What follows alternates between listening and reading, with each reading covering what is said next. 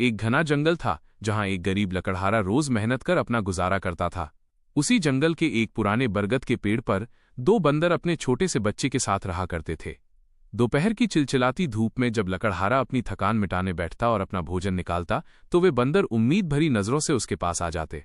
लकड़हारा भी बड़े दिल वाला था। वो अपनी सूखी रोटी का आधा हिस्सा उन बंदरों को बड़े प्यार से खिला देता। धीरे धीरे इंसान और जानवरों के बीच शब्दों के बिना एक अटूट रिश्ता बन गया। समय का चक्र घूमा और लकड़हारे की पत्नी का देहांत हो गया। घर में उसका छोटा सा मासूम बच्चा अकेला था, इसलिए वो उसे गोद में लेकर रोज जंगल जाने लगा। एक दिन जब लकड़हारा अपनी कुल्हाड़ी चला रहा था, तभी अचानक उसका संतुलन बिगड़ा और कुल्हाड़ी उसकी टांग पर जा लगी। गहरा घाव होने के कारण वो दर्द से कराह उठा और जमीन पर गिर पड़ा। उसका बच्चा कुछ ही दूरी पर बेफिक्र होकर खेल रहा था। तभी झाड़ियों में हलचल हुई और एक भयानक शेर की दहाड़ से पूरा जंगल कांप उठा।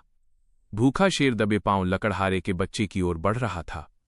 लकड़हारा बेबस था। वो चाहकर भी अपने बच्चे तक पहुंचने की स्थिति में नहीं था।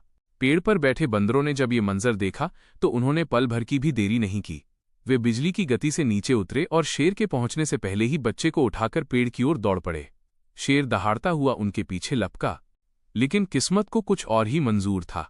जैसे ही बंदर पेड़ की ऊंची टहनियों की ओर छलांग लगा रहे थे, उनका अपना छोटा बच्चा घबराहट में फिसलकर नीचे गिर गया। नीचे खड़े शेर ने पलक झपकते ही उस नन्हे बंदर को दबोच लिया और उसे लेकर झाड़ियों में ओझल हो गया। सन्नाटा छा गया। कुछ देर बाद दोनों बंदर भारी मन से नीचे आए। उन्होंने लकड़हारे के बच्चे को सुरक्षित उसके पास लिटा दिया।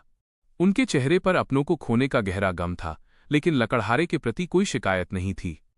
वे बिना एक शब्द कहे खामोशी से वापस घने जंगल में चले गए। लकड़हारे की आंखों से आंसू बह रहे थे।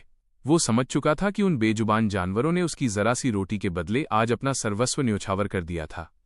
वो एहसान जो कभी चुकाया नहीं जा सकता।